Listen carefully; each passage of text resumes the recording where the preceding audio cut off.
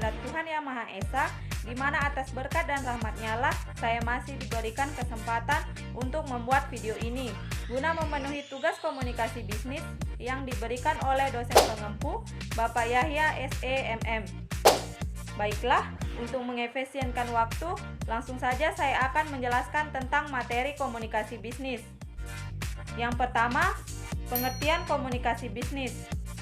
Secara umum, komunikasi adalah suatu komunikasi verbal maupun nonverbal antara orang-orang di dalam dan di luar perusahaan.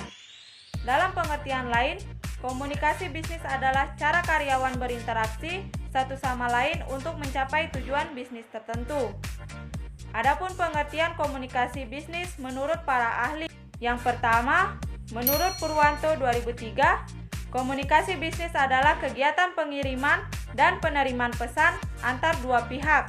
Yang kedua, menurut Hinsred dan Betty, komunikasi adalah suatu proses pertukaran informasi antar individu melalui sistem yang biasa atau lazim, baik dengan simbol-simbol, sinyal-sinyal maupun tindakan.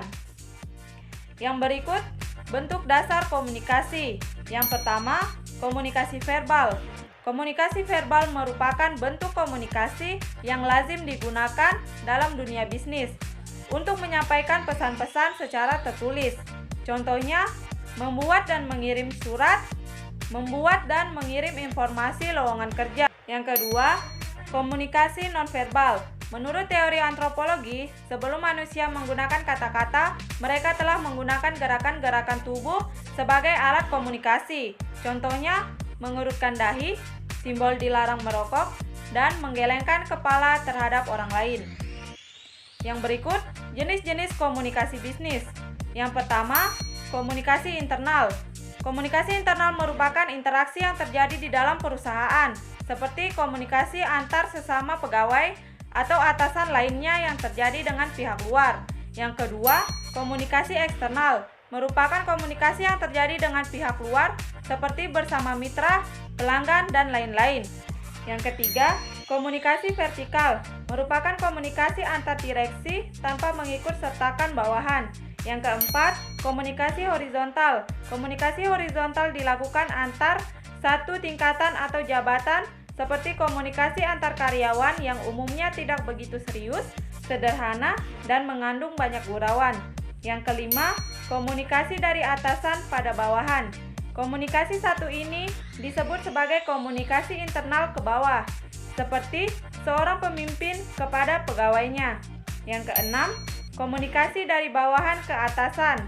Sebaliknya, jenis komunikasi internal ke atas seperti pegawai memberi laporan kepada pemimpin atau atasannya. Adapun kesalahpahaman dalam berkomunikasi. Yang pertama, permasalahan di dalam pengembangan pesan. Yang kedua, permasalahan dalam penyampaian pesan. Yang ketiga, permasalahan dalam penerimaan pesan. Yang keempat, masalah dan menafsirkan pesan. Yang selanjutnya, ada manfaat komunikasi bisnis. Yang pertama, meningkatkan keterlibatan pegawai. Yang kedua, mengatasi miskomunikasi. Yang ketiga, mengurangi komunikasi yang tidak dibutuhkan. Yang keempat, mendorong produktivitas pegawai.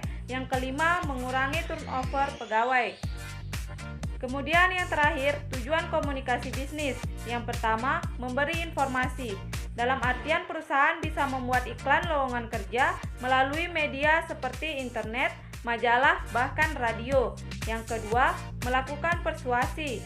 Dalam artian melakukan bujukan kepada pihak lain dengan tujuan agar apa yang disampaikan mampu dipahami secara baik dan benar.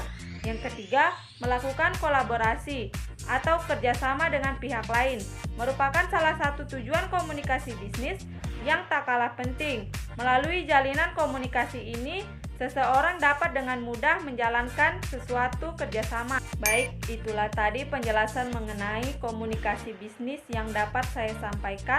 Maaf bila ada salah kata, saya cukupkan penjelasan hari ini. Sekian dari saya dan terima kasih. Wassalamualaikum warahmatullahi wabarakatuh.